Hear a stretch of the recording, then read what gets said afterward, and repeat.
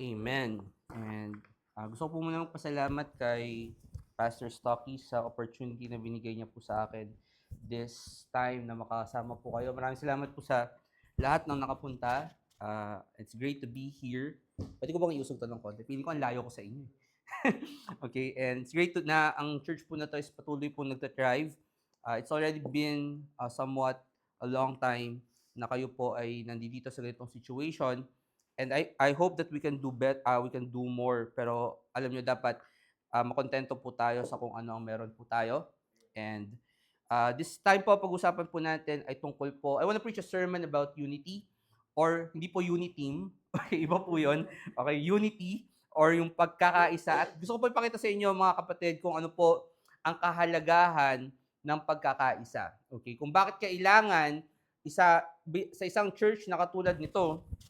Oops, mapatay at.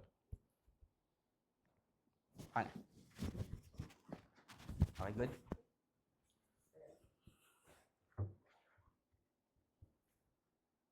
Hello, testing. Okay, good. And as I was saying, kung bakit importante or mahalaga sa isang church na katulad nito, na kayo po ay magpatuloy ng meron pong pagkakaisa. Okay, tingnan niyo po yung mga Bibles po niyo sa Ephesians chapter 4. Lewat verse number 1, sabi po ng Bible, I therefore, the prisoner of the Lord, ito po si Paul na nagsasalita. Sabi niya, I therefore, the prisoner of the Lord, beseech you that you walk worthy of the vocation wherewith ye are called. And sa pagkakataon pong ito, ang term po dyan na prisoner of the Lord, hindi lang po yan nagpapatunay na or sinasabi ni Paul na siya ay bilanggo ng Diyos. I believe this is the time where, kung saan nakabilanggo mismo si Apostle Pablo. And ang sinasabi niya na tayo ini-encourage ni Apostle Paul na tayo daw ay lumakad sa bukasyon kung saan tayo tinawag ng Diyos. Okay, ang ibig sabihin po nito, mga kapatid, is bilang isang Kristiyano, tayo po ay merong inilaan na trabaho sa atin ang Diyos. Okay? And it's not to say na magagawa mo yon kumbaga out of nowhere, na pupwersahin ka ng Diyos na gawin yung mga bagay niyon. Ang sinasabi lang po ng Bible is the fact na nung tayo ay naligtas, meron ng certain pattern or may mga bagay na ibinigay na inilaan na ang Diyos para sa atin na kailangan nating gawin. Kaya tayo ini-encourage dito ni Apostle Paul na kailangan lakaran natin yung bukasyon na yon. Ano yung mga bagay-bagay na yon, Brother Chris? Well, number one, kung ikaw ay ligtas na, ang isa sa mga ninanais ng Diyos para sa iyo ay para basahin ang iyong salita, ang kanyang salita. Kaya nga binigyan niya tayo ng Bible, okay, na meron tayo ngayon is para sa ating mga Kristiyano na makapagbasa ng Bible. Sabi ng Bible na kailangan this word of the law, this book of the law shall not depart out of thy mouth, but thou shalt meditate therein day and night. And sabi doon further sa Joshua chapter 1, na doon natin matatagpuan yung good success. Okay? Saan? Sa pagbabasa at sa pagme-meditate ng salita ng Diyos. Okay? So, ibig sabihin ba nun na kapag ako, Brother Chris, ligtas na, magkakaroon na lang ako basta ng desire para magbasa ng salita ng Diyos? I don't think so. Okay? Pero, isa yun sa mga bagay na dapat mong gawin bilang isang Kristiyano at ikaw mismo sa sarili mo ang magde-decide kung gagawin mo yon or hindi. Okay? Or, isa sa mga bagay na ibinigay sa atin ng Diyos ay ang pagsusoul winning. Again, it doesn't mean na automatically pagkaligtas mo, magkakaroon ka na lang ng desire para lumabas at makipag-usap sa mga tao to preach the gospel of the Lord Jesus Christ.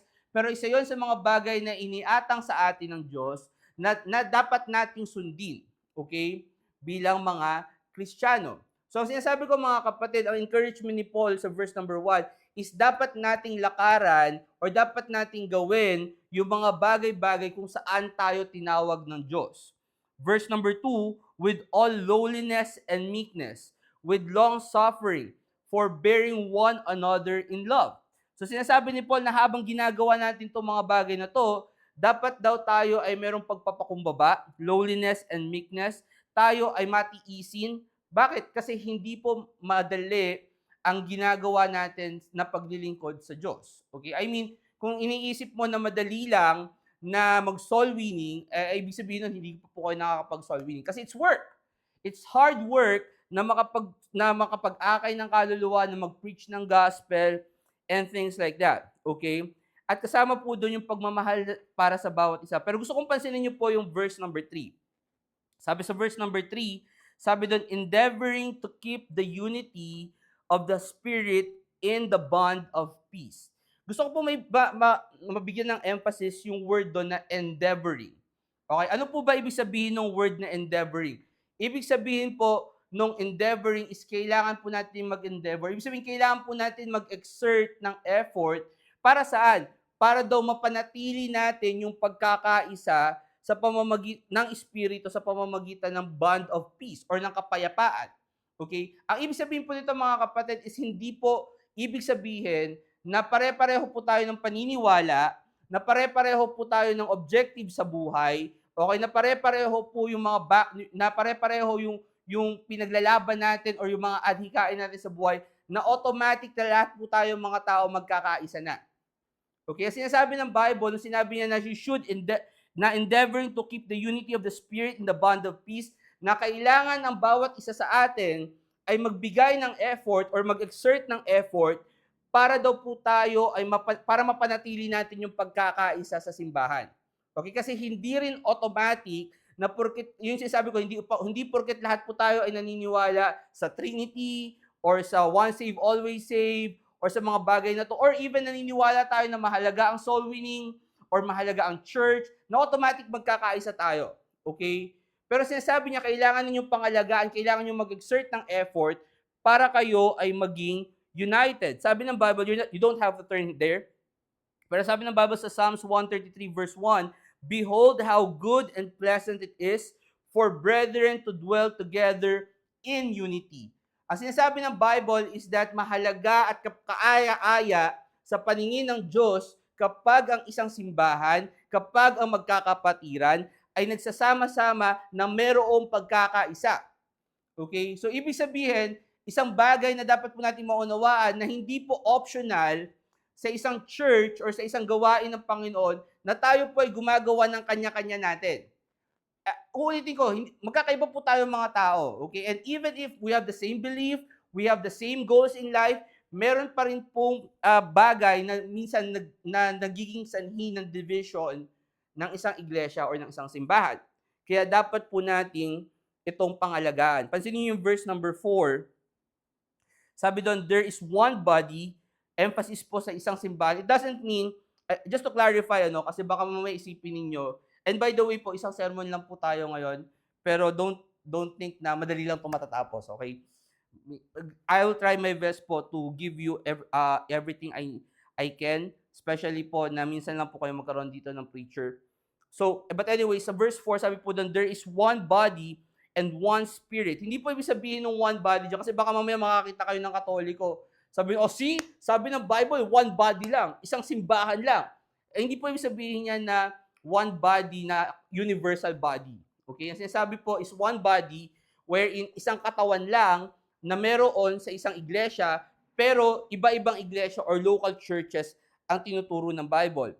Even as you're called in one hope of your calling, one Lord, one faith, one baptism, one God and Father of all, who is above all and through all and in you all. At ano ang pinapakita po sa atin dito mga kapatid ng Bible is the fact na merong mga bagay na pwede tayong mag-agree. Right? Meron tayong isang katawan bilang isang church and isang spirito, isang Panginoon, isang uri ng pananampalataya and things like that. At ngayong umaga po ito, gusto kong ipakita po sa inyo bakit ba mahalaga na bilang isang iglesia dito sa Bicol, tayo po ay nagkakaisa. Okay? At number 1, punta po kayo ng Mark chapter 3. You can lose your place there in Ephesians chapter 4. Pero punta po kayo ng Mark chapter 3. Mark chapter number 3. Sapagkat kung hindi po tayo magkakaisa, ang unang gusto kong pakita po sa inyo, mga kapatid, is kapag hindi po tayo magiging united or hindi po tayo mawawala yung pagkakaisa natin bilang isang simbahan, bilang Verity Baptist Church Bicol, ito po ang mapipigilan ng pagkakaisa ang pagkakahati-hati. Okay, ibig sabihin na the more na nagkakahati-hati or divided ang isang simbahan, the more na hindi sila magtatagumpay sa gawain ng Diyos or sa ministry na ipinagkaloob sa kanila ng Diyos. Okay? And sa Mark chapter 3, makikita nyo po dito, okay, just to give you the context, okay, ang makikita nyo po dito sa Mark chapter 3 is kung saan inakusahan po si Jesus Christ na nagka-cast out siya ng spirit, ng bad spirit or ng evil spirit under the power of the devil. Okay, tingnan niyo po yung verse number 22. Mark 3 verse 22. Sabi po din, and the scribes which came down from Jerusalem said, He that hath Beelzebub, and by the prince of the devils casteth he out devils. Okay, so ang accusation kay Jesus Christ is the fact na, kaya mo naman pala nakaka-cast out yung mga demonyo na yan is because you yourself is actually, casting out devils by the power of Satan. Okay, Beelzebub. Okay, pero hindi po ito ang pag-uusapan natin kasi gusto ko lang makita po ninyo dito yung konsepto na itinuturo ng Biblia or itinuturo ni Jesus Christ sa mga tao. Sabi niya, and he, verse 23, sabi niya doon, and he called them unto him and said unto him in parables, how can Satan cast out Satan? So sabi niya, paano mangyayari, this is Jesus Christ speaking by the way, paano mangyayari na si Satanas, kaya niyang ipuksain si Satanas. Okay? And now, obviously, at this point, iba yung sinasabi ni Jesus Christ. Kasi to me, okay, just to clarify, nangyayari po ito. Okay? For example, yung mga, mga Jesus Apostle Crusade, alam niyo ba yun? Yung mga, sa pamamagitan ni Hesus Kristo, umalis ka dyan! Di ba? Tapos biglang magdadrama sila, biglang tatuman ng gano'n. Right? Okay? That's Satan casting out Satan. Okay? Pero ang pinupunto ko mo mga kapatid is, ito yung literal, ito yung totoong dapat na makasa out si Satan. Okay? Kasi yung nakikita natin na false prophet na nagka-cast out ng bad spirit or ng demon-possessed na tao, tapos biglang matutumba yung tao na yon, palabas po yun. Okay? Yun po ay ginagamit ni Satan para makapagloko ng maraming mga tao. Pero sinasabi ni Jesus Christ, paano ka, kung ikaw si Satan, paano mo kakalabanin yung sarili mo? Right? I hope that makes sense. Sabi ni sa verse 24, and if a kingdom be divided against itself, that kingdom cannot stand. And if a house be divided against itself, that house cannot stand. And if Satan rise up against himself and be divided, he cannot stand but hath an end. No man can enter into a strong man's house and spoil his goods, except he will first bind the strong man, and he will spoil his house. Ano sinasabi ni Jesus Christ? Ang tinuturo sa atin ni Jesus Christ dito is the fact na kung ikaw, against ka sa sarili mo, hindi ka magsasucceed. Okay? Walang bagay na or walang tao na kumukontra sa sarili niya ang pwedeng mag-succeed sa buhay. Kung ikaw kakalabanin mo yung sarili mo, hindi ka magsasucceed, sinasabi ni Jesus Christ. So, pinapakita ko sa inyo mga kapatid is kung ikaw, kakalabanin mo yung, if the church is divided, how can it succeed? Okay? Kung dito mismo sa church, nagkakagulo kayo, okay, or hindi kayo nagkakaisa, or meron kayong kanyang-kanyang way ng paggawa ng mga bagay-bagay, or kinikriticize ninyo yung bawat isa, ang sinasabi ng Bible, how can you even succeed? Kasi a house divided to himself cannot stand. Hindi kayo makakatayo kung kayo mismo ay nahahati sa loob ng gawain ng Diyos. Okay? Now, let me just make this clear. Okay? Kakapreach ko lang po a month ago, I think, sa Cavite. And sinabi ko po sa preaching ko po na yon na alam ninyo, ang church, usually po talaga meron niyang drama. Okay? Narinig niyo yung mga Katoliko, di ba yung piso, ayoko na magsimba kasi sa simbahan ang daming mga ipokrito. Saan ka naman nakakita ng lugar sa Pilipinas na walang ipokrito? Pumunta ka nga sa opisina mo, ang daming ipokrito eh. Di ba? Pumunta ka sa mundo, napakaraming ipokrito. So, why would you say na ayoko na magsimba kasi ang daming ipokrito sa simbahan? Dude, that's who we are. Lahat tayong mga tao at some point ay merong hypocrisy na pinapakita sa mundo. Okay? So don't give me that crap na ayoko na magsimba. Pero ang sinasabi ko po sa inyo, yun yung sinasabi ko that we should strive to unite as a body of Christ. Kasi lahat po tayo may mga issue sa buhay. Lahat po tayo may mga hypocrisy sa buhay. Kaya kailangan nating pagtrabahuhan at kailangan nating bigyan ng effort na tayo ay magkaisa sa loob ng gawain ng Diyos. Kasi that's the only way na makakapag-survive at makakapag-strive at makakagawa ng great works for God ang isang church. Okay? Alam nyo, sa totoo lang, ang Verity Baptist Church Manila, bigyan ko po ng example. May mga pagkakataon, you think, na outside, coming from the outside, pag tinignan nyo Verity Baptist Church Manila, it's a great church. And it is. Okay? Pero, there are times when there are people that infiltrate the church. May mga tao na, kumbaga, secretly, nagtatanim ng mga pagdududa-duda sa loob ng gawain ng Verity Baptist Church Manila. And in those times, hindi po kami, kumbaga, hindi po namin nare-reach yung maximum potential na pwede namin gawin. Bakit? Kasi may mga bickering eh. May mga pag-aaway-away. May mga kampo-kampo. Okay? Alam niyo dapat dito lang tayo, magkakapatiran lang tayo. O kayo lang magkakaibigan lang lagi nagkukwentuhan. Okay? May mga paksyon sa loob ng simbahan. Okay? Pero sa labas tinignan ninyo, that's a good church. Yes, it is a good church. Okay, hindi ko po sila chinichismis, pero once na na-kick out yung mga tao na nagsuso ng discord among brethren, okay, mas lalong gumanda at mas lalong nakagawa kami ng mas maraming mga great works for God simply because we are united. So sa akin, nakita ko na po to personally na mag-work na kapag ang church, hindi po iisa ang spirito, wala po silang unity, okay, hindi po sila nakakapag-serve ng maayos sa Panginoon.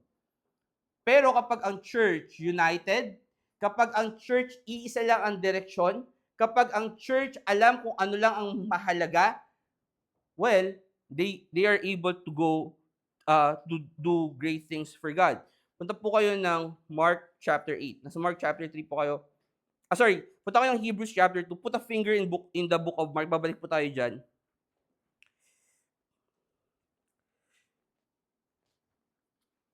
Punta kayo ng Hebrews chapter 2.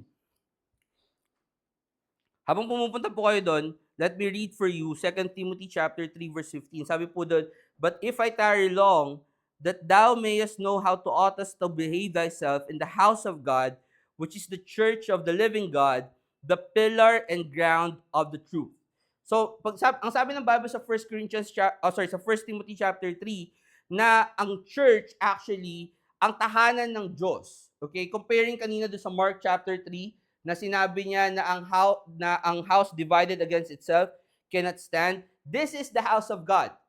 And apart from that, sabi ng Bible na yung house of God, yung iglesia ng Diyos, okay, yun daw yung pillar and ground of the truth. Okay, what's interesting about a pillar, kasi pwede ninyong isipin yung pillar bilang poste, di ba?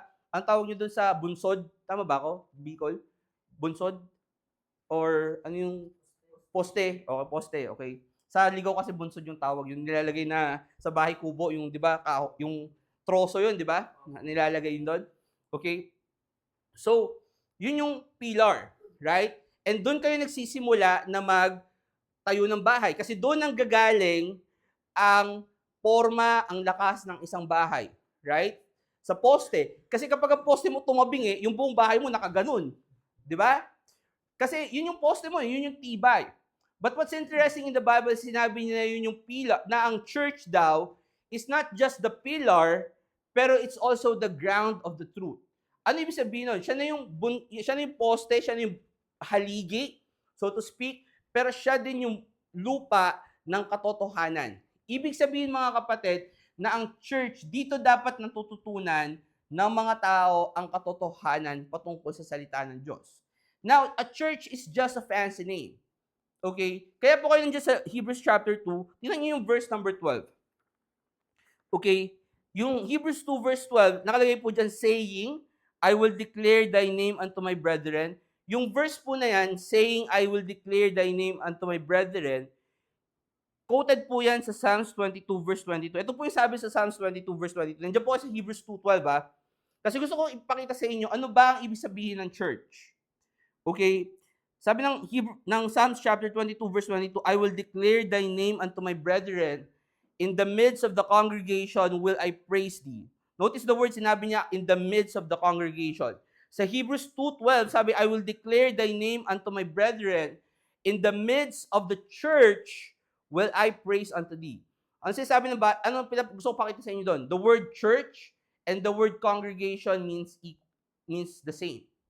Ibig sabihin mga kapatid, ang church hindi po yun yung building. Okay? Hindi po yun yung magandang mansyon na nakikita ninyo sa mga iglesia ni Cristo. Okay? Hindi po yun yung church nila. Okay? Ang church po is yung tao na nasa loob ng building. Okay? Kaya po tayo church kasi nandito po yung congregation na nagtitipon-tipon sa bahay ni na Brother John Ray, okay, para makinig ng salita ng Diyos. This is the church. Okay? So whether you like it or whether gano'n man kayo karami or gano'n man ka-oonti kayo, the mere fact na nandito kayo at nakikinig sa katotohanan na pinapahayag by the way ng Bible, okay, is the fact that you are in church. Okay? Ito yung pillar and ground of the truth. Brother Chris, paano natin malalaman yung katotohanan? Well, simple lang. Sabi ni Jesus Christ, I am the way, the truth, and the life. No man cometh unto the Father but by me. So, sino ang katotohanan? Si Jesus Christ. Alam niyo, minsan nakakaloko yung mga tao. Gumawa po kami recently ng documentary. I don't know if you already saw it. Yung The Unknown God. Meron dong bakla. Okay, sabi niya, magpapa gender reassignment surgery ako. And sabi niya, excited ako kasi this is my truth. No, it's a lie. Okay? Why? Because the truth is Jesus Christ. And as long as, let me tell you this, hanggang nasa inyo si Jesus Christ, you have the truth. Hanggang mayroong taong tumatayo dito na nagpapahayag ng salita ng Diyos, gamit yung King James Bible, nasa inyo ang katotohanan. Irregardless kung, ang kakonti naman ng taga-BBC Bicol. No. Kasi wala naman yun sa dami ng tao. The mere fact na nandito kayo nakikinig sa salita ng Diyos, you are the church. And sinasabi ko mga kapatid, na importante bilang pillar and ground of the truth, bilang church ng Panginoong Diyos, na kayo po ay magkaisa. Question, Brother Chris, paano namin pagkakaisahan? Or paano kami magkakaroon ng pagkakaisa sa loob ng iglesia? Okay? Alam niyo, isa sa mga importanteng aspeto ng pagkakaisa sa loob ng church is yung doktrina. Okay? Yung doctrine na nanggagaling sa church. Okay? Let me read for you Acts 2 verse 42. Sabi ng Bible, and they continued steadfastly in the apostles' doctrine and fellowship and in breaking of bread and in prayers. Ano sabi ng Bible? Na yung mga unang simbahan, nagpatuloy sila hindi dahil kay Mr. Popular, Peter. Okay? Hindi sila nagpatuloy dahil sikat si Pedro, okay, o dahil nandun si Juan, okay, or dahil nandun yung 12 apostol or whatever. Okay, nagpatuloy sila hindi para sa mga taong na yon. Nagpatuloy sila dahil sa doktrina. Okay? Kaya sila mga kapatid, okay, ang pinagkaisahan nila is yung doctrine. Hindi sila tumingin sa personality. Yun yung isa sa mga weird things kapag ang church naging personality cult na ang simbahan, nakabase na lang ba kung sino yung itsura kung ano yung pastor or kung sino yung pastor. Okay? Bakit? Kasi at that point, nagiging personality contest na ang church. Kaya dapat maunawaan natin that more than the pastor, more than the man of God, and here's the thing, I'm not saying na wag kayo don't support Pastor Stocky or whatever. You should support the man of God. But what I'm saying is that more than the man of God, okay, more than doon sa pastor, dapat ang pinagkakaisahan natin dito is yung doktrina. Yung katuruan ng salita ng Diyos. Paano mo malalaman yun, Brother Chris, kung yung katuruan? Yun yung importansya ng pagbabasa ng salita ng Diyos, mga kapatid. Yun yung importansya na sa kada araw na ginawa ng Diyos, naglalaan kayo ng 10 minuto, 15 minuto, or di kaya kung gaano man karaming oras meron kayo. Kasi sa totoo lang, alam niyo, sa panahon natin ngayon, kapag sinabi mo sa akin, Brother Chris, wala akong oras para magbasa ng Bible. Sasabihin ko sa'yo, tamad ka. Alam niyo ba kung gaano kadali magbasa ng Bible sa panahon natin ngayon? I mean, meron kang cellphone, for crying out loud. Na-stuck ka sa ewan ko kung may traffic dito, sabi ni Brother John, ni Flex, wala namang traffic dito. Pero kung nasa Manila ka, okay, 3 oras kang nakastuck sa traffic. Tapos sasabihin, wala kang oras magbasa ng Bible. Myself, install mo yung Bible app mo, pag na-stuck ka sa traffic, magbasa ka, nakapagbasa ka na ng Bible. Kasi ang iniisip ng mga tao, hindi ko kasi kaya yung 10 minutes eh. Actually, wala sa Bible na nakalagay na kailangan mo magbasa for 10 minutes. Sinasabi namin that you have to read the Bible for 10 minutes kung may goal ka na mabasa mo yung Bible 1 year, isang beses. Alam nyo ba yun? Na kapag kayo nag-allot ng 10 minutes of your day, hindi nga isang oras, hindi nga 30 minutes eh. If you allot 10 minutes of your day, kung paano na magbasa ng Bible, sa kada araw, matatapos mo yung buong Bible sa loob ng isang taon. Okay? Pero that's not even my point. Ang point ko, meron kang oras para magbasa ng Bible. Kahit na gaano karaming oras pa yun, gamitin mo yun para magbasa ka ng Bible. Kasi importante ang pagbabasa ng Bible para masigurado natin na ang church na to nagkakaisa sa doktrina. Okay? Nasa Mark 8, tingnan niyo yung correlation na ginagamit ni Jesus Christ as an example. Kasi dito, makikita niyo mga kapatid, ang example ni Jesus Christ ng doktrina, tinapay. Basahin yung verse 14. Mark 8 verse 14. Sabi ng Bible, now the disciples had forgotten to take bread, neither had they in the ship with them more than 1 loaf. So itong mga disipulo, naglalakbay sila, and they thought na magagalit si Jesus Christ kasi ang dala-dala lang nilang tinapay, iisang tinapay lang. And by the way, this is past the event kung saan ang Diyos o si Jesus Christ nagpakain na ng 7,000 people out of 7 loaves and yung 5 loaves and 2 fishes na kwento, tapos na po yun. Tapos nasundan pa yun ng isa pang milagro, di ba? Yung 4,000 people naman. So ngayon, itong mga disipulo na to, sina Peter, nangangamba sila, Mark 8 po yun, nangangamba sila because of the fact na baka si Jesus Christ magalit daw kasi ang dala-dala lang nilang tinapay, isang loaf lang. Isang mahabang tasty lang. Okay? Just for the sake of the reference. Hindi ko po alam kung tasty talaga yon. Okay? Pero sabi doon, yun yung dala lang nila. And he charged them, verse 15, Mark 8, verse 15, and he charged them, saying, take heed, beware of the leaven of the Pharisees and of the leaven of Herod. And they reasoned among themselves, saying, it is because we have no bread. So sabi ni Jesus Christ, mag-iingat kayo sa leaven ng mga Pariseo at saka sa leaven ni Herod. Tapos ang iniisip nila, siguro dahil nagagalit si Jesus Christ kasi ang dala-dala nating tinapay, isang tinapay lang. Okay? Ano sagot ni Jesus Christ? Verse 17. And when Jesus Christ knew it, he said unto them, why reason ye because ye have no bread?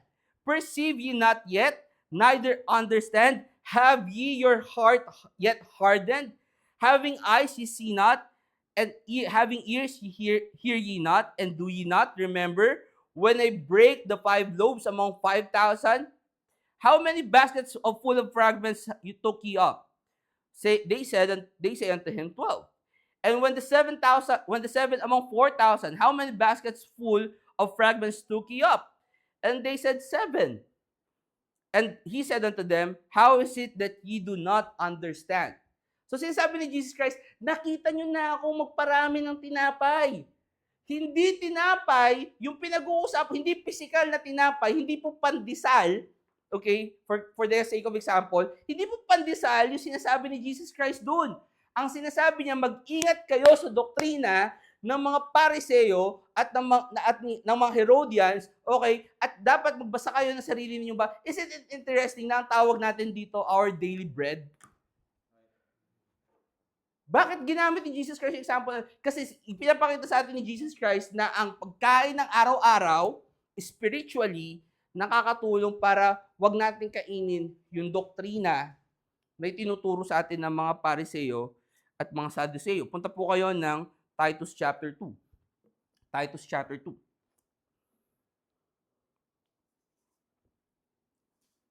Brother Chris, alam mo, Brother Chris, hindi naman importante ang doktrina.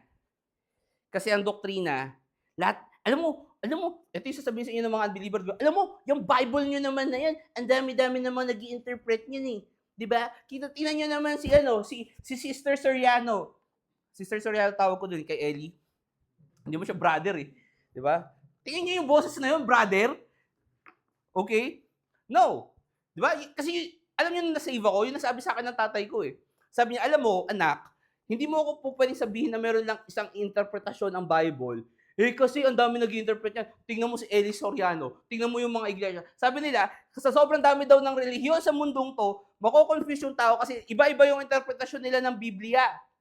So ibig sabihin yan, brother, kasi hindi naman importante kung ano pinaniniwalaan mo sa mundo. Yun ang gustong paniwalaan sa inyo ng mundo. Na yung doktrina ninyo, yung paniniwala ninyo, it doesn't matter. Bakit? Kasi yun yung gusto nila eh. Ang gusto nila, hayaan na lang natin, right, na mali yung paniniwala ng mundo at tayo magsama-sama at lahat tayo kumanta ng kumbaya or whatever. 'Di ba? Yung mga CCF or yung mga non-denom church, ano sinasabi nila palagi? Ang importante, pinipraise natin ang Lord every time. Alam niyo kung sino yung sinasabi na God is good all the time. All the time, God is good. Alam niyo kung sino nagsasabi nun? Yung mga nasa kulungan. I mean, I've never been in the prison, pero mayroong parang nagkwento sa amin before, na yan daw yung ginagawa nila sa kulungan. Di ba? Yung preacher ang sasabi, oh, God is good all the time. Yung ginagawa nila. Pero hindi po yun yung katotohanan, mga kapatid. Ang doktrina, mahalaga po siya. Kasi, ibibigay ba naman sa atin ng Bible, ng Diyos itong Bible, na pagkakapal-kapal, 66 books, kung yung doktrina hindi naman mahalaga? I mean, kung gano'n yung gagawin, hindi naman pala mahalaga, bakit pa natin kailangang basahin to? Bakit pa sinabi ng Diyos na read therein all the days of your life kung hindi naman importante yung salita ng Diyos? Kung hindi importante yung doktrina? Right? Bakit importante ang doktrina? Well, tingnan nyo na lang yung mayon. Marami nagkakandara pa, di ba? Sabihin nila, tingnan mo, sumabog na naman ang bulkang mayon. Tapos lahat natatakot dahil sumabog yung bulkang mayon. Pero hindi sila natatakot na kaya sumabog yung bulkang mayon is kasi yung impyerno lumalaki. Wala nang space ang impyerno, mga kapatid. Kaya yung mayon, ngayon, sumasabog. Okay? Hindi nila alam. Tapos pag sinabi mo sa kanila, talaga ba? Hindi naman yun backup ng science. I mean, sino bang scientist ang magsasabi sa inyo na sa gitna ng Earth is malamig na bato? I mean, every agnostic, atheistic scientist na makikilala ninyo, ang sasabihin nila na ang core of the Earth, full of fire. Alam niyo kung bakit? Kasi yun po yung impyerno. Okay? Tawag ninyo, magma, ang tawag namin hell. It's the same thing. Okay? Pero hindi naman importante yung doktrina mo. Talaga? Kaya ka pala mas natatakot sa kung ano yung physical na mangyayari sa'yo kesa dun sa kung ano yung mangyayari sa'yo afterlife. Right? Pero sa ating mga Kristiyano, ano po ba ang importansya ng pagiging or ng tamang doktrina? Basahin ko lang po sa inyo yung verse yung Romans chapter 6 verse 16. Nasa Titus 2 po kayo. Sabi ng Bible sa Romans 6:16, know ye not that to whom ye yield yourselves servants to obey, his servants ye are to whom ye obey, whether of sin unto death, or of obedience unto righteousness. But God be thanked that ye were servants of sin, that ye were the servants of sin, but ye have obeyed from the heart that form of doctrine which was delivered you. Ano sinasabi ng Bible? Na sinasabi ni Paul na kayo ay mapalad dahil kayo bilang mga alipin or mga tagapaglingkod ng kasalanan, dahil kayo ay naturuan ng tamang doktrina, hindi nyo na ginagawa yung kasalanan na yon. And what's interesting to me, alam niyo, is yung mundong to, nagrereklamo, di ba? Yun naman makikita niyo sa balita eh. Ayon sa balita, okay, maraming mga tao ngayon ang hindi marunong magbasa. Yeah, interesting to me. Bakit? Kasi sabi ng Bible, the fear of the Lord is the beginning of wisdom. So, paano mo sa akin sasabihin na, kasi malaking problema yan. Alam niyo, simple lang solusyon dyan eh. We should preach hard the Bible para maraming mga tao ang magalit ang matakot sa Diyos, and therefore magkaroon sila ng kaalaman sa salita ng Diyos. Hindi. At tinuturo ngayon sa mga schools, gender equality. Tapos sasabihin mo sa akin ngayon, bakit maraming mga estudyante ang bobo? Simple lang, kasi hindi sila natuturuan ng salita ng Diyos. I would rather believe God na sinasabi niya the fear of the Lord is the beginning of wisdom kaysa sa mga, political scientists and whatever. Right? Bakit? Kasi kasi ang sinasabi ng Bible sa atin, na kapag ang doktrina mo tama, ang kakalabasan ng pananaw mo sa buhay tama, ang mga action mo magiging tama. Tingnan niyo sabi ng Bible sa Titus chapter 2. Tingnan sa verse number 1.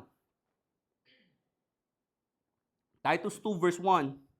Sabi ng Bible sabi ni Paul kay Titus, but speak unto the things which become sound doctrine. Kaya po importante ang preaching, kaya po importante ang pag-attend ng church. Bakit? Kasi sa church po, makikita po ninyo or matututunan po ninyo yung tamang doktrina galing po sa salita po ng Diyos.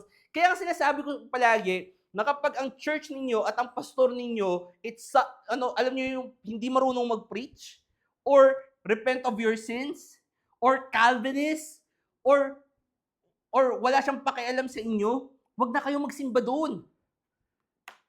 Alam niyo, interesting sinabi sa akin ni Pastor Staki. Alam niyo, I will be frank sa inyo. Sabi ni Pastor Staki, konti na lang ang mga members dito sa Verity Baptist Church Bicol. Pero alam niyo kung bakit hindi maisara to? Kasi wala kayong pupuntahan. Wala kayong pupuntahan.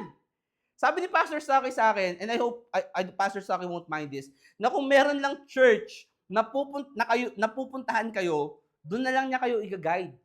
Pero yung church sana dapat nagtuturo ng tamang gospel, yung nagtuturo ng soul winning, okay na King James only. Kung may church lang sanang ganun sa Bicol, alam nyo, doon na lang kayo. Mas madali yun eh. Alam nyo ba mas madali yun? Kasi doon may leader kayo, may susundan kayo. Okay, yung leader ninyo, nakikita ninyo. Dito ang preacher once a month lang na-assign. Kasi sobrang layo ninyo from Manila. I hope na sana lumapit yung tabako sa Manila or even just in Cavite para at least makakapunta kami dito more than once a month. Kaso lang ang problema, sobrang layo ninyo eh. Ang kaya lang namin biyahihin once a month lang talaga, honestly. Okay? Pero importante yun eh. Right? Sabi ng verse 2, anong epekto? Sabi ng Bible, but speak thou the things which become sound doctrine. Notice that the aged man be sober, grave, temperate, sound in faith, in charity, in patience. So sinasabi niya na itong mga matatandang lalaki, okay, na para sila maging sober. Ano yung sober? Maging mapamatsyag sila. Okay? Sabi ng Bible na kailangan mapagmatsyag sila, grave, temperate, kailangan maging matatag sila sa pananampalataya at sa pag-ibig at sa pasensya. Verse 3, and the aged woman likewise, that they be in good behavior, and becometh holiness, not false accusers, not given to much wine, teachers of good things, that they may teach the young woman to be sober, to love their husbands, to love their children. Alam niyo kung anong problema sa mga pinakamalalaking problema ng sosyedad ngayon? Feminism. Alam niyo ang weird, okay, na may mga tao na ang gusto nila maging presidente, babae. Okay? And I'm not saying na, ano pa kayo mo kung gusto namin bumoto ng... Pero hindi nyo ba alam na kapag ang leader ng isang bansa ay babae, it's a curse from God. Show me Okay, show me sa history ng Pilipinas kung ano ang magandang nagawa, ng dalawang babaeng presidente natin na naging presidente natin. Why? Dahil overpowered sila ng mga kalalakihan. And it's not because na mas magaling ang mga lalaki, it's because they're built in a different way. Okay? Pero anong tinuturo ng mundo ngayon sa mga kabataan? Na ang kaya ng lalaki, kaya din dapat ng babae. No. At alam niyo kung anong delikado dito sa feminism na to? Sinisira kasi nito yung structure ng pamilya. Kasi ang sabi ng Bible na ang lalaki, okay, ang lalaki dapat ang head of the home. Okay? That the wife should submit to their own husbands in all things. Ibig sabihin, sinasabi, in all things, lahat ng bagay. Ibig sabihin, kung ang sinasabi ng asawa mo ganito, magsisimba tayo, ikaw na babaeng asawa, kahit na ayaw mo magsimba, magbihis ka kasi magsisimba kayo.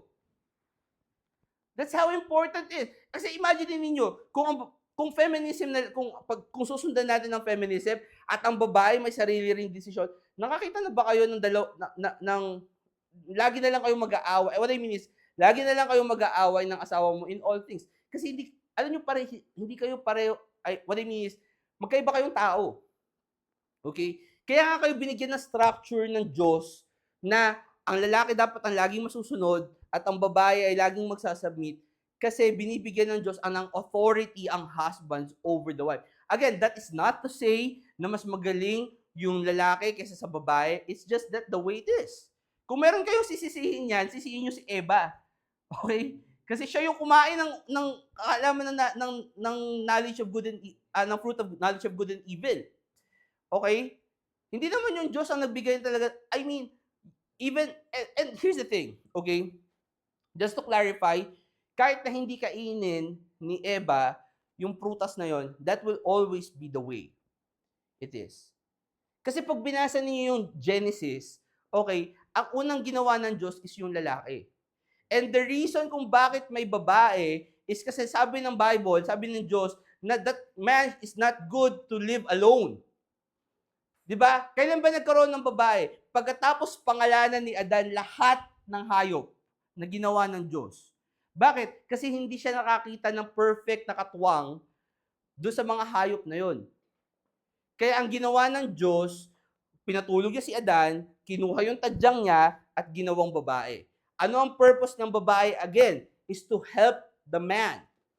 Ano ibig sabihin nun? Ibig sabihin, even kung hindi kainin ni Adan or ni Eva yung prutas na yun, you're always going, ang purpose ng babae is to help her husband. Pero ang ultimong desisyon pa rin, okay, ang pinaka-desisyon pa rin is nasa asawang lalaki. Wala po sa asawang babae. Irregardless kung ano yung social status ninyo. Oh, yung babae pinanganak na mayaman, tapos yung lalaki, gusgusin lang or whatever. Pag naging mag-asawa kayo, you know what? Kahit yung lalaki gusgusin, siya pa rin ang masusunod sa tahanan niya.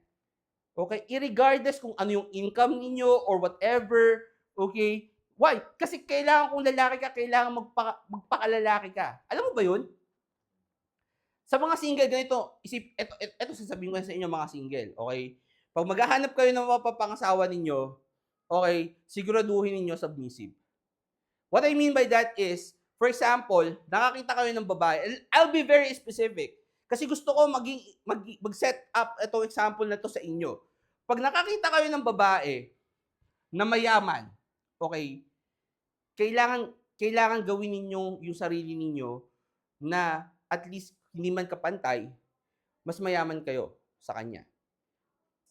Okay? Sinasabi ko sa inyo single ha. Kung kayo maghahanap ng asawa, hanapin nyo na yung mapapangasawa ninyo na submissive, na willing mag-submit sa inyo. Okay? Kasi sasabihin ko na sa inyo, magiging issue yan sa inyo pag nag-asawa kayo. At alam nyo kayo, mga ladies, na mga single, kung may maghanap kayo ng lalaki na marunong magbanat ng buto. Okay? Ang problema kasi sa mga babae, okay, maghahanap sila ng pogi, tamad, okay, tapos hindi marunong magbanat ng buto, tapos, pagkasal na sila, aanderin niya. Eh, kasi ako naman ang naghahanap buhay sa amin eh. Eh, kasi humanap ka ng tamad eh. Di ba? Kaya kung ikaw babae, ang hanapin mo is yung marunong magbanat ng buto, yung alam mong kaya kanyang buhayin, okay, at ikaw na lalaki, kung hahanap ka ng mapapangasawa mong babae, kailangan piliin mo yung tao na kaya mong buhayin. Alam niyo yun? Kasi isipin niyo, lalaki, and as I have said, masyadong mahaba tong sermon na to. Isang sermon lang kasi tayo. Okay? Anong gusto kong pakita sa inyo? Di ba pag ang mundo, sasabihin nila sa inyo, mga lalaki, dapat ang mapapangasawa mo daw, mukhang Miss Universe. Narinig niyo na yun, di ba? Okay, yun yung ideal ng mundo eh. Kailangan maganda, okay, kailangan ganito, ganyan. Alam niyo, isipin niyo, pag mag-girlfriend ka ng Miss Universe, may makeup yan. Okay, malamang sa malamang maarte yan sa buhay. Okay? Malamang sa malamang hindi mo yan mapapaggisa. Okay? Or mapapagsaing man lang. Di ko nga alam kung mapagkikis-kis mo ng kaldero at kawali yan eh. Di ba? So isipin mo na mabuti, ito ba yung tipo ng mapapangasawa ko na gusto ko sa buhay? Na hindi marunong maglinis, hindi marunong hindi marunong maglinis, hindi marunong magluto, hindi marunong mag-alaga ng bata. Is that really what you want? Okay, ng mga men? Kasi again, kung single kayo, meron pa kayong chance para pumili ng tama. At sinasabi ko na sa inyo, ngayon pa lang planuhin niyo na yung buhay ninyo. Okay? Huwag kayong magpapadala, hindi ang pogi niya, hindi ang ganda niya. Okay? Isipin niyo, may cost po lahat yan. Yung make-up ng babae, okay, kapag kayo, nag-girlfriend ng maganda at mahilig mag-makeup, pati po yung makeup babayaran, bibilhin niyo po yun. Sabi ng Bible eh. Ang sabi ng Bible, kung ikaw lalaki, kailangan mong i-provide ang pangangailangan at kahilingan ng asawa mong babae. Okay? Kaya kapag humiling niya sa'yo ng makeup, po-provide mo yun. Bakit? Kasi yun ang trabaho mo eh. Doon ka makakahanap ng satisfaction sa buhay mo na yung asawa mong babae, napupunan mo yung mga pangangailangan niya. You know what I'm saying? I'm talking about practicalities here. Okay?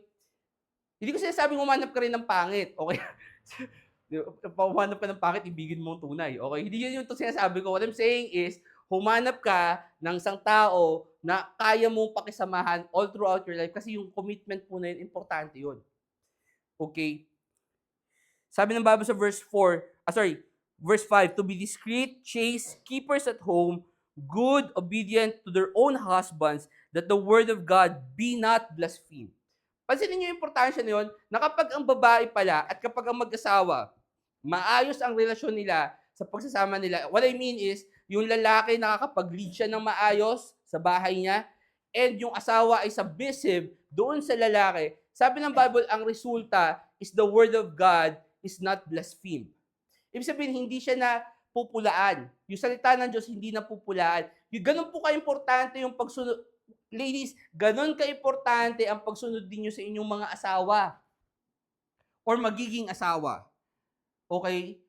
Na kapag kayo pala hindi submissive, okay, hindi lang kayo ang napupulaan, hindi lang yung asawa nyo ang napupulaan din yung salita ng Diyos. Right? Sabi ng Bible sa verse 6, young men likewise exhort to be sober-minded, in all things showing thyself a pattern of good works, in doctrine showing uncorruptness, gravity, sincerity. Anong importansya bakit importante ang doctrine? Kasi ang doctrine nagpapakita sa atin ng pattern of good works. And ang pattern of good yung pattern ng good works na yon, mga kapatid, yun yung nagsasabi sa atin kung paano tayo namumuhay bilang isang Kristiyano. Punta po kayo ng 2 Corinthians chapter 11. 2 Corinthians chapter number 11. Ano ang kailangan natin? Paano natin masisigurado na ang doktrina na tinuturo sa Verity Baptist Church Bicol ay sound doctrine or maayos na katuruan? Kasi nakita na natin di ba? Na kapag ikaw may maayos kang doktrina, yung buhay mo bilang isang mananampalataya magiging maayos din. Right? Pero, kung ikaw merong maling doktrina, kaya ito yung isa pa sa mga gusto ko maunawaan nyo, kapag ang false prophet, it doesn't matter kung anong klase siyang false prophet. Kung sa tingin ninyo, mabuti siyang tao, pero false prophet siya. Hindi po eh. Isn't it interesting na lahat ng false prophet meron silang rape case? Ay, hindi naman napatunayan sa korte, pero may nagreklamo. Okay? Isn't it interesting na yung mga false prophet laging may issue sa pera? I mean, isipin niyo sa utak niyo ngayon, yung mga false prophet, okay? Ayoko magpangalan ng pangalan kasi baka mamaya ma-demanda tayo. Titiyakan natin church, didemanda pa tayo. Okay? But what I'm saying is, isipin niyo na lang yung mga false prophet, lagi silang may kaso, it's either tungkol sa pera or tungkol sa panggagahasa. Bakit? Kasi hindi po sila good people. Why? Hindi po sila good people dahil they chose to be good people. They're good people, they're bad people because they have bad doctrine. Okay? So anong kailangan natin para masigurado na itong church na to ay magkakaroon ng maayos na doktrina? Sabi, you're turning to 2 Corinthians chapter 11. Sabi ng 2 Timothy chapter 2 verse 2, "And the things that thou hast heard from me among many witnesses, the same commit thou to faithful men who shall be able to teach others also." Importante sa isang church na magkaroon ng mga men, faithful men, na maaaring magturo din ng mga doktrina from the Word of God. Sabi ng Bible sa 2 Corinthians chapter 11 verse 1, sabi ng would to God, you could bear with me a little in my folly, and indeed bear with me, for I am jealous over you with godly jealousy, for I have espoused you to one husband, that I may present you as a chaste virgin to Christ. So sinasabi ni Paul sa Church of Corinth na kailangan nyo kung pabayaan nyo na ako, okay? To the fact na dahil naghirap naman ako sa inyo para kayo ay i-espouse as a chaste virgin, bilang sa malinis na berhen kay Jesus Christ. Ano ang takot ni Paul? Sabi niya verse 3, "But I fear, lest by any means, as the serpent beguiled Eve through his subtlety, on your mind should be corrupted from the simplicity that is in Christ. For if ye that cometh preacheth another Jesus, whom ye have not preached, and if ye receive another spirit, which ye have not received, or another gospel, which ye have not accepted, ye might well bear with him." Ang sinasabi ng Apostle Paul, I labor na kayong mga tao, or kayong mga tao sa church ng Corinth, ay may present ko to Jesus Christ as a chaste virgin. Pero natatakot ako because of the fact na baka dumating yung isang katulad ng serpent where niloko niya si Eve. And that's the same, verse number 4, pag tinignan niyo po yan, that's the same as preaching another gospel. Bakit? Importante po kasi mga kapatid na itong simbahan po natin na to, mapagkaisa natin sa isang doktrina. So wag niyo nang isipin kung yung kung yung kaaway ninyo laging nandito, naiinis ako kasi ganito yung itsura niya. Hindi importante yun. Ang importante po is nagkakaisa po ba kayo sa doktrina? Okay? Alam niyo ba, you stand for one save, always save. Doon kayo magkaisa. Magkaisa kayo sa soul winning. Magkaisa kayo sa mga bagay na mas mahalaga kaysa sa mga personal ninyong mga bagay na inaalala. Punta po kayo ng Acts chapter 2. Acts chapter 2. Sinadya ko na lang pong pag-isahin yung sermon para po medyo makatipid tayo sa oras. Ano pinag-uusapan natin? Pinag-uusapan natin kung ano ang kahalagahan ng pagkakaisa sa loob ng simbahan. Gusto ko pong unawaan po ninyo na kapag pinapalakas po natin yung ating pong pagkakaisa, napipigilan po nito yung pagkakahati natin. That if we focus on unity, lumiliit po yung chance ng paghahati-hati natin or division among churches, inside our church. Pero isa pa po sa mga dapat nating maunawaan, na kapag pinapalakas po natin yung ating pagkakaisa, okay, pinapalakas din po natin yung ating pong kakayahan na lumago. Okay? Mamaya pag-usapan natin yung paglago. Okay? Pero gusto ko muna makita ninyo ulit. Binasa na po natin ito kaninang Acts 2. Pero basahin lang po natin ulit yung verse 42. Sabi po doon, "And they continued steadfastly in the apostles' doctrine and fellowship, and in breaking of bread, and in prayers. Kanina pinag-usapan natin yung apostles' doctrine, pero sabi niya doon, hindi lang kasi yung apostles' doctrine yung importante. Sabi niya, ang importante, kasama doon sa dahilan kung bakit sila nagpatuloy, is because of the fact na meron silang fellowship, meron silang breaking of bread, meron silang prayers. Importante sa isang simbahan na nagkakaroon tayo ng pagkakaisa sa fellowship and in prayers. Okay, punta kayo ng ng 2 Chronicles chapter 20. 2 Chronicles chapter number 20. Sabi ng Bible sa Ecclesiastes 4 verse 9, sabi doon, two are better than one, because they have a good reward for their labor. For if they fall, the one will lift up his fellow, but woe to him that is alone when he falleth, for he hath not another to help him up. Again, if two lie together, then they have heat. But how can one be warm alone? Sabi ng Bible sa Amos chapter 3 verse 3, how can two walk together except they be agreed? So, sinasabi ng Bible sa atin, again, punta po kayo sa 2 Chronicles chapter 20. Tignan po natin yung kwento ni Jehoshaphat at that point. Pero sinasabi ng Bible na importante ang meron tayong ka-fellowship. Kasi sinasabi ng Bible sa Ecclesiastes chapter 4 na mas ma-okay, mas maganda na hindi ka lang iisa, okay, dapat meron kang kasama.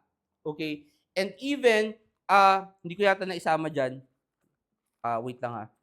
Kasi naputol yata yung copy paste ko. Pero sabi dyan, verse 12, pag let me just read for verse 12. Kasi nasa 2 Chronicles 20 kayo. Sabi doon, and if one prevail against him, two shall withstand him, and the threefold cord is not quickly broken. So sinasabi ng Bible na pag mag-isa ka, mas okay yung dalawa, pero even a threefold cord is not easily broken.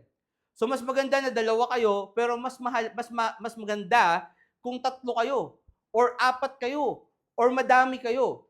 Pero ang importante, pag nagkakaisa, pag maraming kayo, importante na magkaisa kayo, kasi sabi ng Amos 3:3, how can two walk together except they be agreed?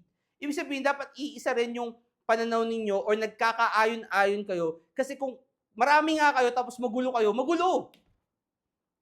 Okay? So, importante bilang isang church na nagkakaisa kayo na mayroong harmonious relationship among members. Okay? Bakit? Kasi meron kayong fellowship. Okay? Yung doktrina, isang bagay yun na kailangan ninyong itanim sa puso ninyo na dapat bilang isang church, siguraduhin natin na meron tayong iisang doktrina. Isang pananaw natin sa once save, always save. Isang pananaw natin sa Jews. Isang pananaw natin sa Trinity. And things like that. Pero more than that, kailangan natin maunawaan na mas na mahalaga din bilang isang church na magkaroon kayo ng fellowship. Okay? Na gawin niyo yung mga bagay-bagay ninyo na magkasama. Okay? Here's the thing.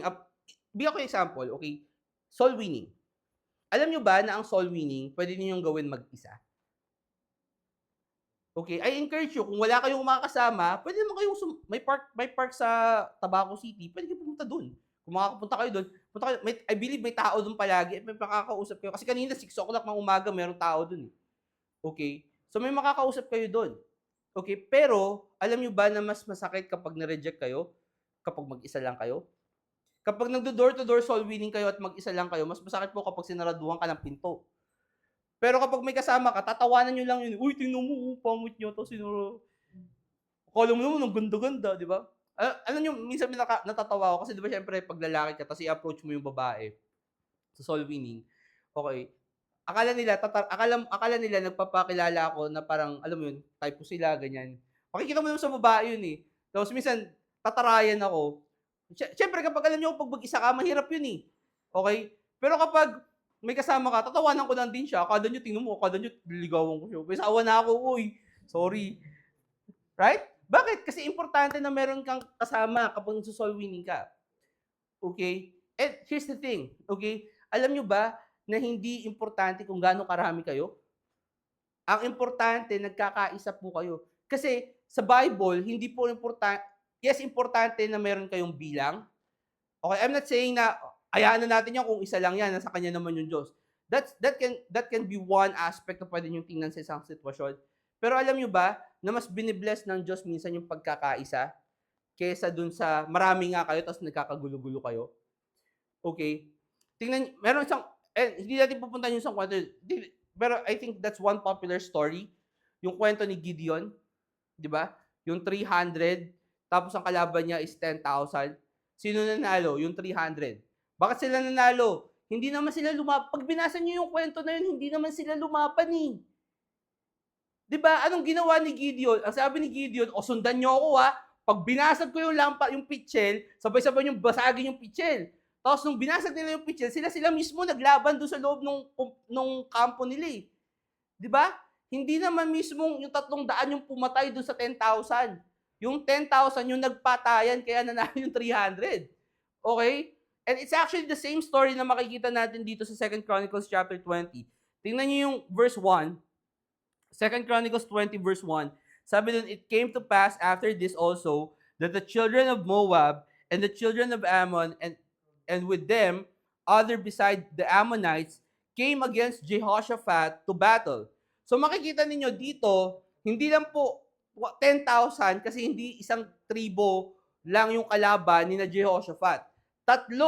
Sabi doon, kasama yung children of Moab, children of Ammon, the 2 Chronicles chapter 20 po.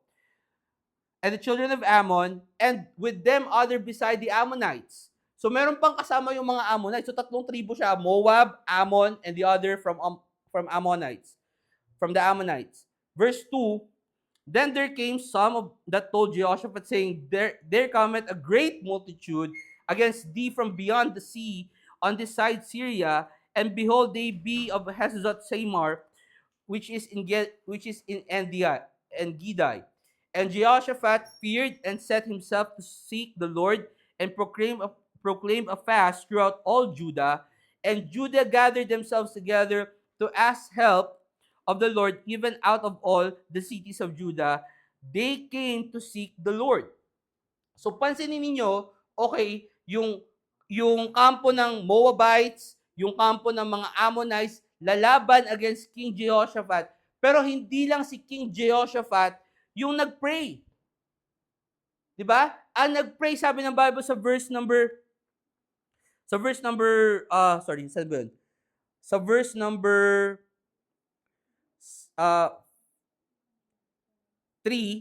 and Jehoshaphat feared and set himself to seek the Lord and proclaim a fast throughout all Judah. And Judah, so yung buong Judah, gathered themselves together to ask help of the Lord.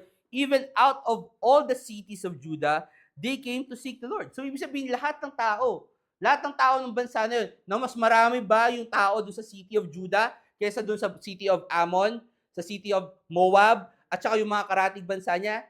No. Mas maliit at mas konti po mga kapatid yung mga tao at that point doon sa city of Judah. Tanong po kayo sa verse number 22. Tingnan niyo muna yung verse 13 just to prove to you the point na lahat ng Judah nanalangin sa Diyos. Sabi ng verse 13, and all Judah stood before the Lord with their little ones, pati yung mga maliliit na bata, and their wives, and their children. So lahat ng tao sa city na yon, sabi ng Bible, nakiisa sa panalangin kay Jehoshaphat.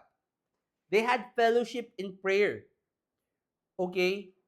Ang kalaban nila laksa-laksa. Multitude, 3 bayan. Okay? Moab, Ammonites, and may mga kasama pa yung mga Ammonites and things like that. Okay? Pero pansinin niyo yung resulta sa verse 22. 2 Chronicles 20, sabi sa verse 22, and when they begin to sing and to praise, the Lord set ambushment against the children of Ammon and Moab and Mount Seir, which were come against Judah, and they were smitten.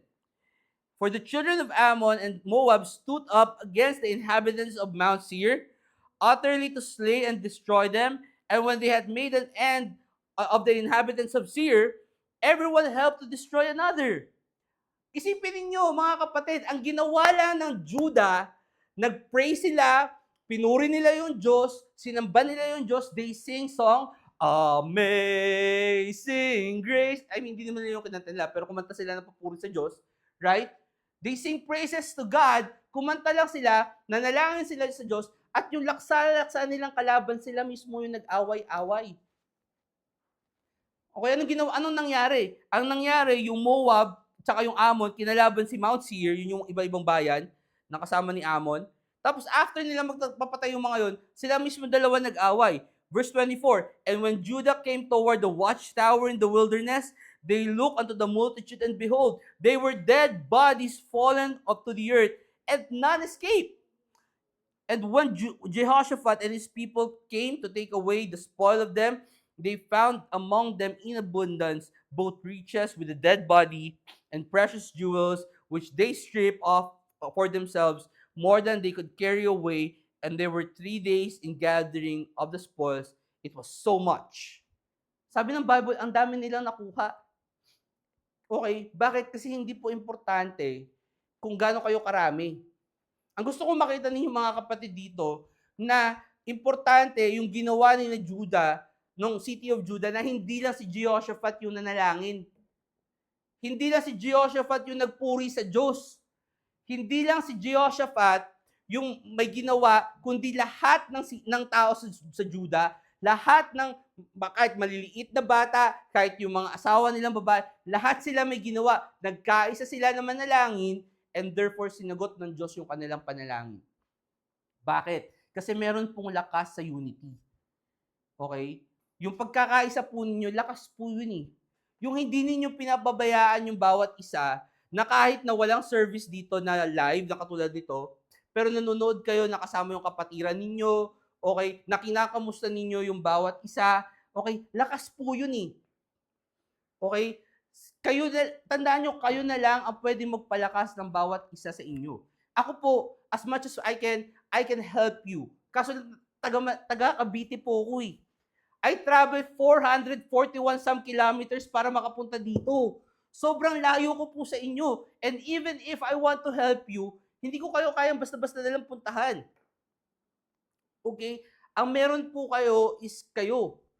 And ang pinapakita ko po sa inyo is if this church is to strive and to thrive, at para po itong church na to manatili, kailangan magkaisa po kayo. Hindi lang sa doktrina, kundi sa fellowship at sa prayer para sa bawat isa. Okay? Bakit? Kasi importante po ang pagkakaisa sa loob ng simbahan. Punta po kayo ng Proverbs chapter 6. Proverbs chapter 6.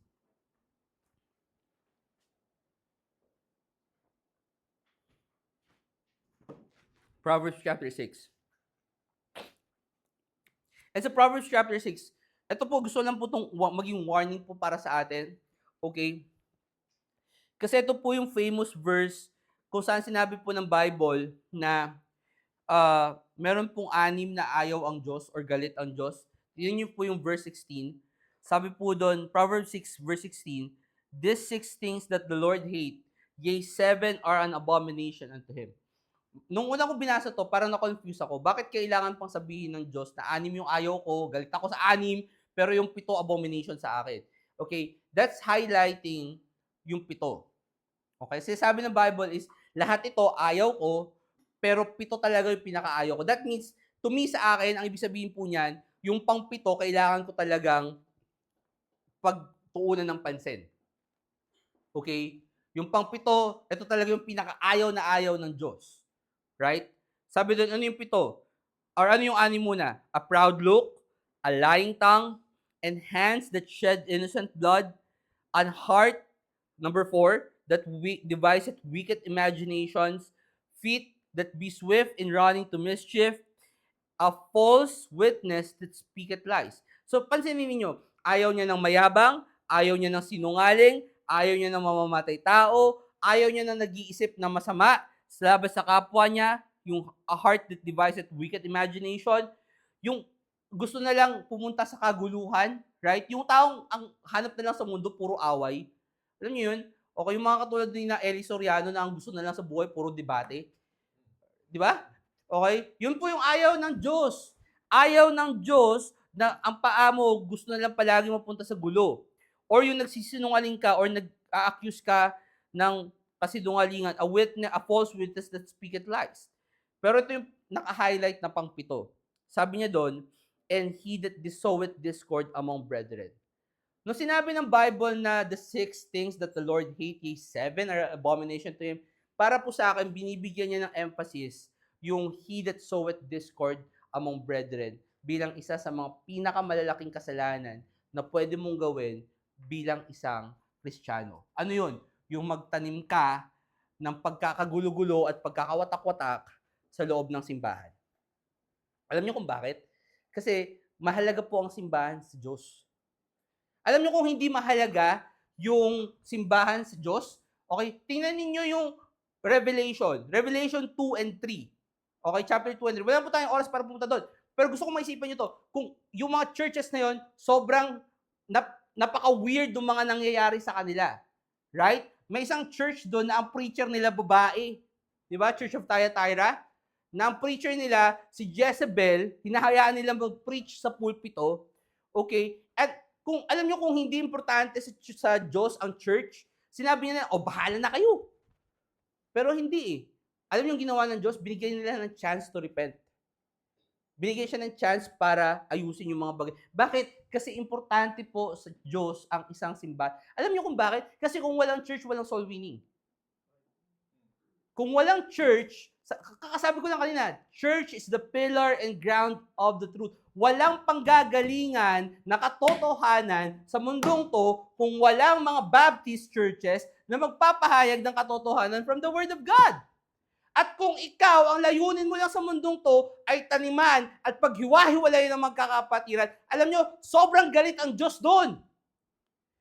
Kaya wag kayo magtatanim ng bagay na magiging sanhi ng pagkakawatak-watak ng isang simbahan. Alam niyo kung bakit? Kasi kapag ikaw ang nag-cause ng church split, hindi ko po sasabihin, ewan ko kung ano sasabihin, ang isa lang sasabihin ko sa inyo, that is an abomination to God.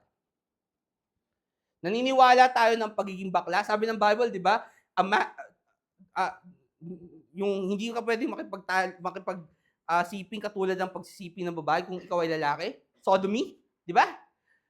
Sabi sa Leviticus 20:13, na that's an abomination to God. It's the same abomination kapag nagtanim ka ng pagkakawatak-watak sa loob ng church. Okay? So kung ikaw i-criticize mo yung mga bakla, tomboy, tapos ikaw nagtatanim ka rin naman ng pagkakawatak-watak sa church, pareho lang kayo. Okay? Kaya iwasan po natin na tayo ang maging dahilan kung bakit nagkakaroon tayo ng pagkakaaway-away sa church. Katulad na sinabi ko sa inyo, hindi po maiiwasan yung drama. Sa church, buhay na yan eh. Okay? Ang drama po palaging parte ng church. Palaging parte ng Christian life. Pero, ang sinasabi ko din po sa inyo, may mga paraan para maiwasan na maging dahilan yon para magkawatak-watak po ang isang simbahan. Balik po kayo ng Acts 2. Acts chapter 2. Nakita po natin kung paano sa simula po ng alam nyo, sa Acts 2, kaya ko po siya nilagay sa sermon ko kasi naiisip ko po kayo.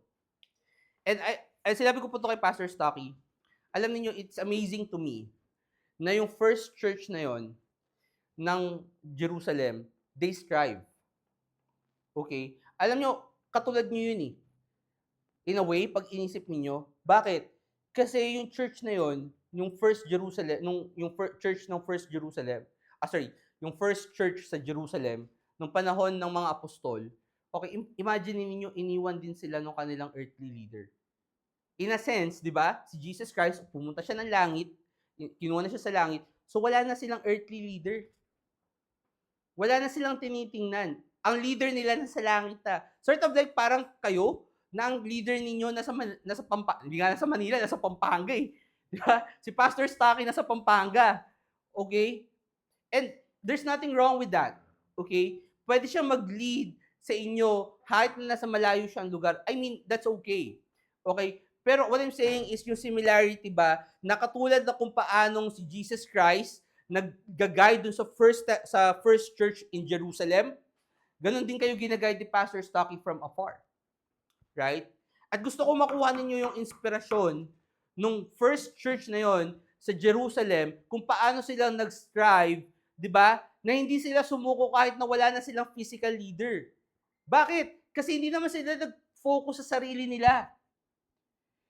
'Di ba? Nag-focus sila saan? Sabi ng Bible, they continued steadfastly in the apostles' doctrine and fellowship and breaking of bread and in prayers. Nag-focus sila sa mga bagay na mas mahalaga. Right? At ano yung epekto? Verse 46, and they continuing daily with one accord in the temple and breaking bread from house to house, did eat their meat with gladness and singleness of heart, praising God and having favor with all the people. Notice, verse 47, and the Lord added to the church daily such as should be saved. Interesting sa akin na wala na nga silang leader, okay, na ang kanilang leader na sa langit na, they are only 100 something, 150 plus people, okay, na walang leader, okay, pero they were able to add people to the church. Bakit? Because hindi ina-emphasize na magaling si Peter eh. Pansinin niyo yun? Di ba? Hindi ina-emphasize na magaling yung 12 or yung 11. Ang ina-emphasize is because of the fact that they continued with the apostles' doctrine and in fellowship and in breaking of bread and in prayers. And you know what that means? That means na kaya rin ninyong gawin yun. Kaya rin ninyo na mag-imbita at magdagdag sa church na to kahit na yung leader natin is nasa Pampanga or somewhere or nasa langit. Why? Kasi ginawa nga nila yun sa First Testament Church eh. Ang importante lang, nagkakaisa po kayo. Right? Punta kayo ng John chapter 17. John chapter number 17.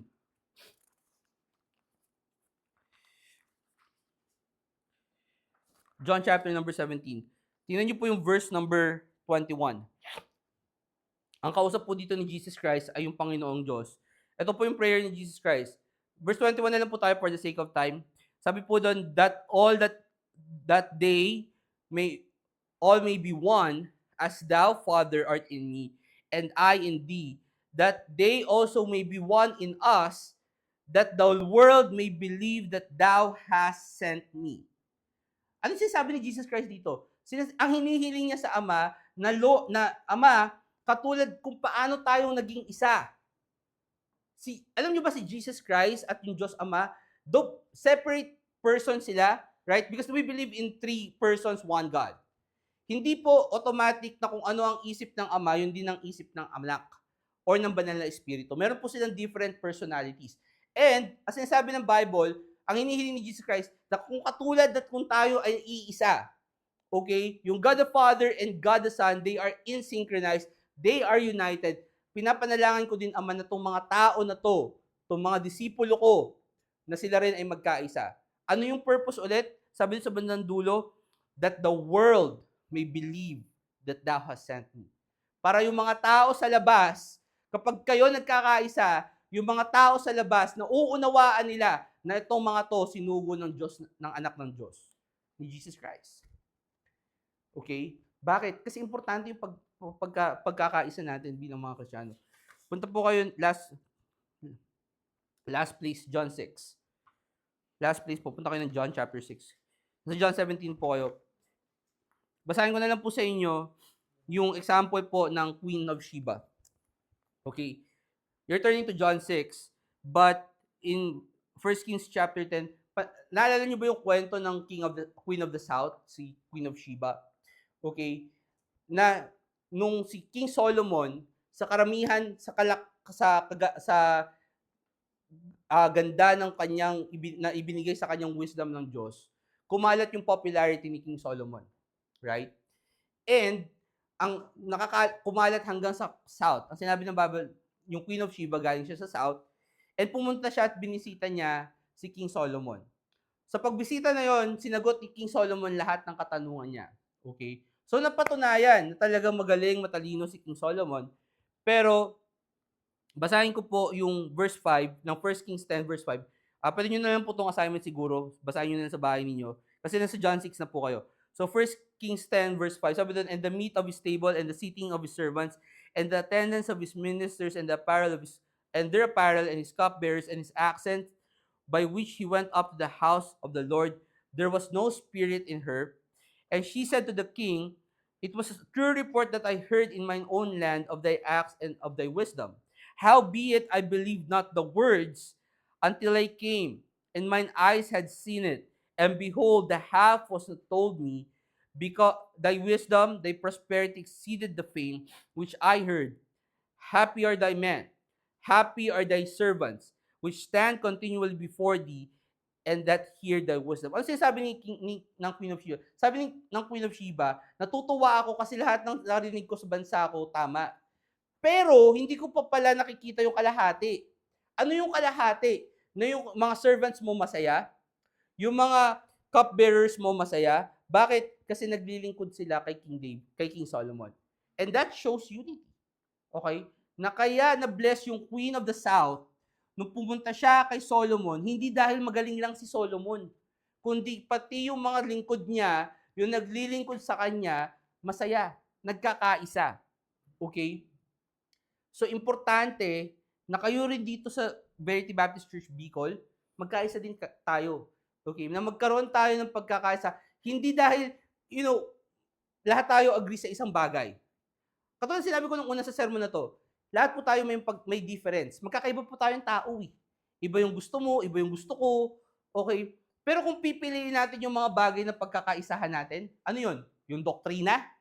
Okay? Yung fellowship natin? Yung soul winning natin? Kung doon tayo magpo-focus, I believe mayu-unite yung church na to. Magkakaroon tayo ng unity. At yung unity na yun, yun yung gagamitin ng Diyos para itong church na to mag-thrive in the future. Okay? And I'm not saying that you are not thriving. I just want you to realize na importante po yung pagkakaisa para po kung ano man yung na-accomplish ninyo ngayon, mas lalong lumago sa biyaya ng Diyos dahil kayo ay nagkakaisa. Kasi alam niyo at the long run, ito lang ang church na meron kayo eh. Sabi ko nga kanina, the easiest way is kung merong church sa kabila, kung may ibang church na pareho na naniniwala sa salvation by faith, once saved, always saved, soul winning, at nagpipreach ng salita ng Diyos. Okay? Kaso lang, wala eh. Madali na sana yun eh. Alam niyo, dahil kung meron lang ganun, sabi, doon na lang kayo. Diba? Kasi mas marami kayong kakilala doon, mas marami kayong makaka-fellowship doon. Mas okay na nandun kayo. Pero wala! Wala ganun dito sa Bicol. Alam nyo bang you're extinct? Ano yun? Species, di ba? Endangered species. Okay? Kumbaga, endangered kayo sa Bicol. Kailangan kayo ng Bicol. Kailangan mag-strive ang church na to kasi kayo lang ang nagpipreach ng totoong gospel sa Bicol. As far as I know. Okay? Kaya kailangan mag-strive kayo. Kailangan mag-exist ang church na to in 5 years, 10 years, 15 years, hanggang sa magkaroon ng tao na tatayo dito permanently sa Bicol.